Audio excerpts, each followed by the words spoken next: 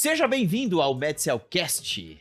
Aqui a gente te ensina como ser proveiro e te auxilia aí na sua jornada para a residência médica se mantendo atualizado. Eu sou o Jader Burtê, sou ginecologista e obstetra, professor de GO aqui da MedCell. E eu sou a Lígia Lawande, pediatra, professora de pediatria aqui da MedCell. E hoje a gente vai te ensinar o que vai cair sobre pneumonia nas questões de pediatria. Tema que cai horrores, né, Despenca. Lígia? Esse é o tema que mais cai nas provas de pediatria, são as pneumonias. Então a gente tem que ter todos os conceitos bem amarrados aqui para não fazer besteira na hora da prova. Agora, indo direto ao ponto, Lígia, assim, ó, se a gente for dar um exemplo de uma questão de prova, com a identificação daqueles elementos que são os importantes para decidir a resposta da questão. Beleza. A gente chama isso, né, classicamente de conceitos matadores. Vou pegar uma questãozinha aqui que tem alguns conceitos bem importantes, tá, gente? Então, primeiro, é uma questão da USP, tá? Da USP de 2023. Então, olha só. Paciente de 5 anos, sexo masculino. Ela é uma questão que a gente vai abordar várias outras coisas aqui também. Com antecedentes de dermatite atópica, rinite alérgica e internações prévias por crises de sibilância. Pausa. Depois que você leu todo esse enunciado, você já viu que o cara tem várias atopias. Ele tem dermatite, ele tem rinite e ele tem crise de sibilância. Provavelmente, ele tem uma asma. Vamos seguir. Foi admitido no setor de emergência apresentando quadro de febre de até 39,5, então uma febre alta. Tosse e dificuldade para respirar há 2 dias. Tenho febre e tenho sintoma respiratório.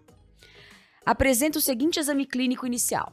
Então vamos lá. Regular estado geral, corado, hidratado, alerta, orientado. Bulhas rítmicas normofonéticas em 2 tempos, sem sopro, com uma frequência cardíaca de 152 batimentos por minuto. Tá aumentada. Uma pressão arterial de 88 por 46. Essa pressão arterial tá normal para a faixa etária, tá? Murmúrio vesicular presente, reduzido bilateralmente, com estertores crepitantes em base direita e sibilos difuso. Olha só. Lígia, você acabou de falar que pneumonia não dá sibilo. Veja bem, essa criança tem todo um antecedente de atopia que foi colocado logo no início da questão. Então, esse paciente tem asma. Um cara com asma não pode ter uma pneumonia? Ele tem, na história, febre, sintoma respiratório, febre alta, né? Sintoma respiratório. E ele tem, na ausculta, estertores crepitantes e murmúrio vesicular diminuído. Os murmúrio diminuído e os sibilos provavelmente são por conta da asma. E aí, a gente vê que ele tem também tiragem subdiafragmática intercostal e de fúrcula. Tem tiragem. Com um tempo expiratório prolongado, uma frequência respiratória de 42, quando que o normal para ele seria até 40. Então, ele tem uma taquipneia. Taquipneia, febre, sintoma respiratório, estertor na ausculta, é pneumonia. Acabou. Mas o cara também tem uma asma. Ele deve estar descompensado dessa asma por conta da infecção. E ele não só tem uma descompensação desse quadro, não só uma pneumonia, né, que é o primeiro conceito aqui importante, taquipneia com sintoma respiratório, estertor, pneumonia, mas ele tem uma pneumonia grave, porque esse paciente apresenta tiragem subdiafragmática, intercostal e de fúrcula. Presença de tiragem significa uso de musculatura acessória, significa eu estou cansado pra caramba, daqui a pouco eu vou precisar de ajuda para respirar. Logo, este paciente não pode receber alta hospitalar. Ele tem que ficar internado. Vamos continuar. Tempo de enchimento capilar... Saturação de oxigênio de 92% em ar ambiente, tá saturando baixo. 96% na máscara de Venturi, 50%. Tempo de enchimento capilar de 2 segundos. Pulsos cheios, então tá ok dessa parte. Peso de 20 quilos. Realizou o exame radiológico apresentado. E esse aqui é o raio-x que vocês estão vendo aí na tela.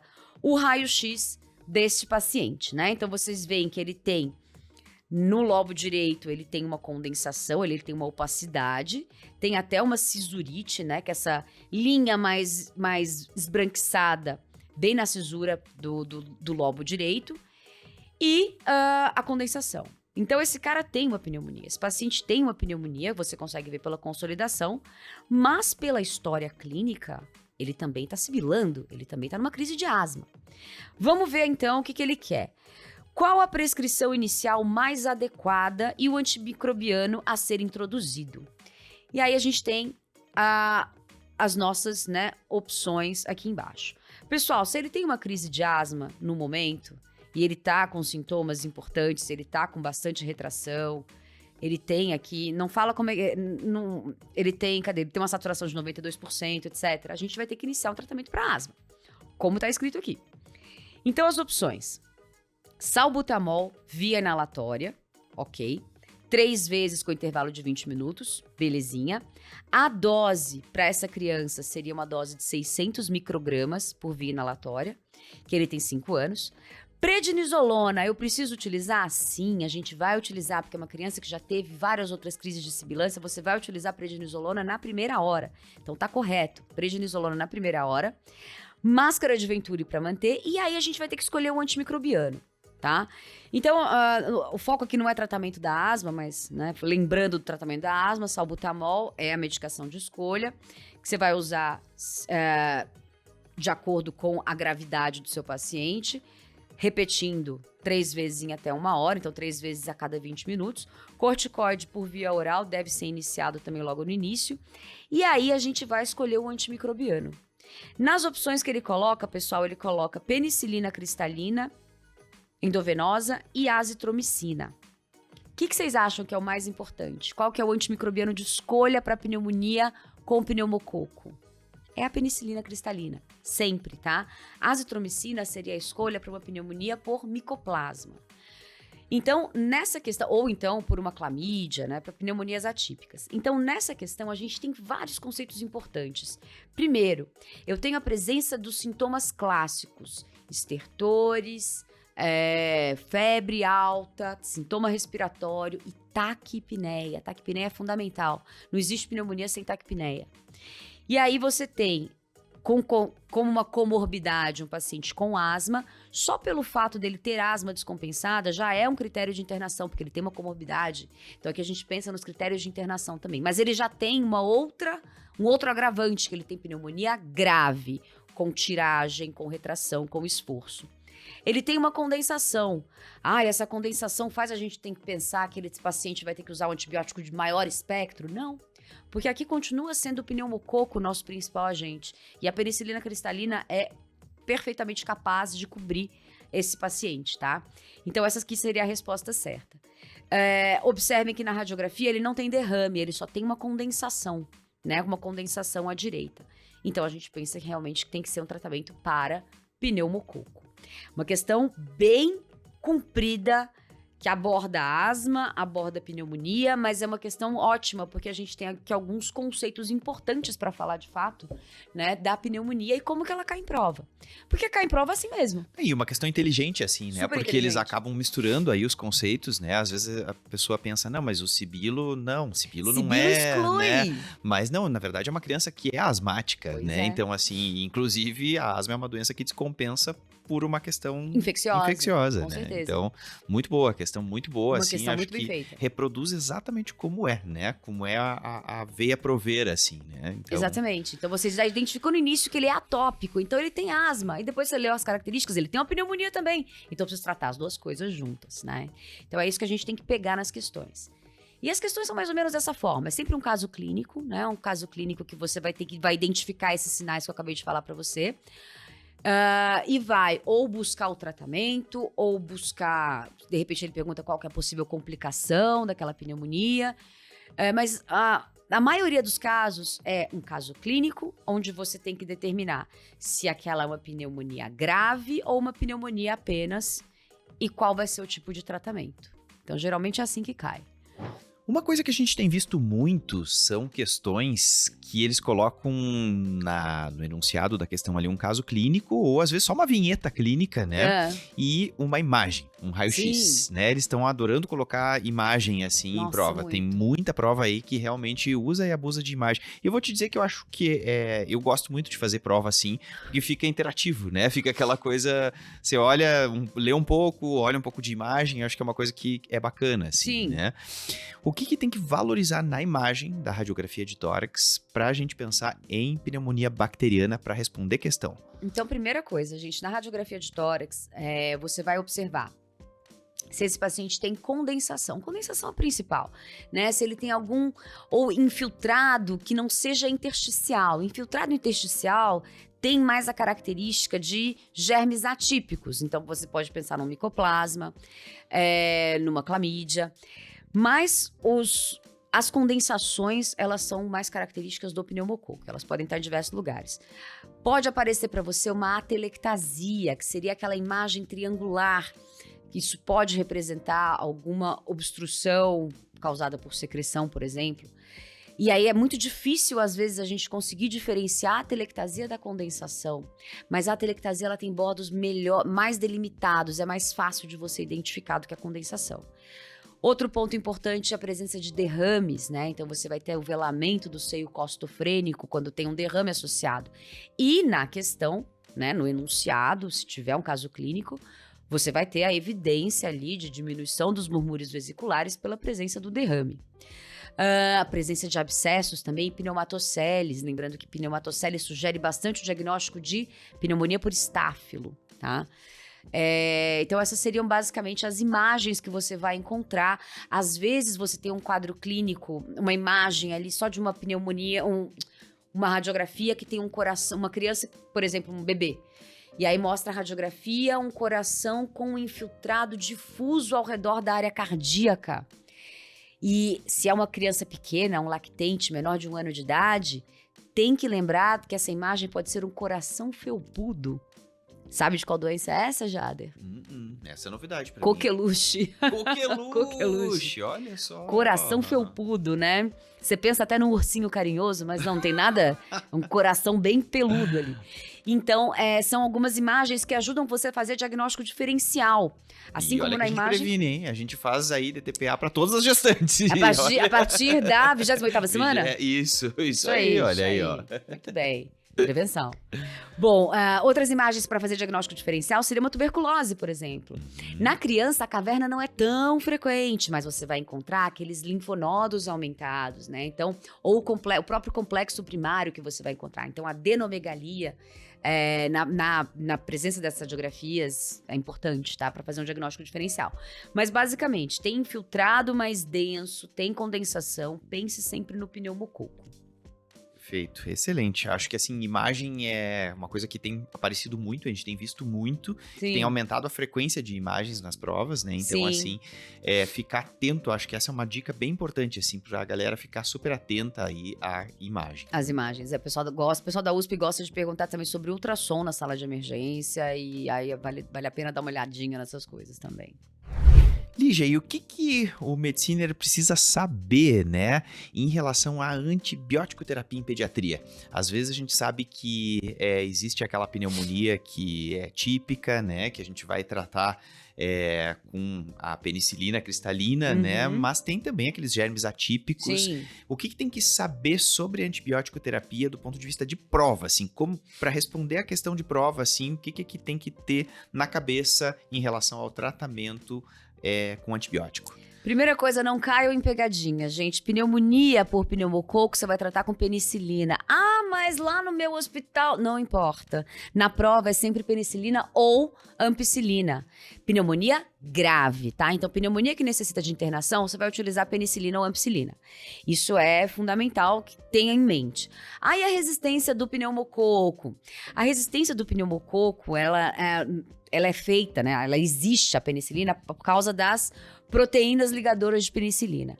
E aí você só aumenta a dose da penicilina e você já consegue cobrir essa resistência, porque não existe a resistência plena do pneumococo aqui no Brasil contra a penicilina. Então é sempre uma resistência intermediária. É só aumentar a dose da penicilina que você cobre aquele micróbio, meu Deus do céu. Deu um trava-língua aqui. Bicho. Aquele chato daquele pneumococo. E aí, então, nas questões aparece primeiro para você definir se aquela pneumonia vai para casa ou se vai ter que ficar internada. Se ela for para casa, o primeiro antibiótico de escolha você sabe, Jader? Essa te peguei. não sei, essa você eu me te pegou. peguei. É. Essa o GO não sabe. Amoxicilina, pessoal. Primeira opção. Eita, boa e velha amoxicilina, hein? Boa e velha, você vê? Boa e velha amoxicilina. Ela continua funcionando. Porque a resistência do pneumococo é intermediária. No máximo, você coloca uma dose mais alta, mas a princípio nem isso precisa, tá? Então, você vai entrar com a amoxicilina e vai mandar o paciente voltar em 2 dias para você avaliar, em até 2 dias. Nessa avaliação, você vê se está dando certo, mantém o tratamento.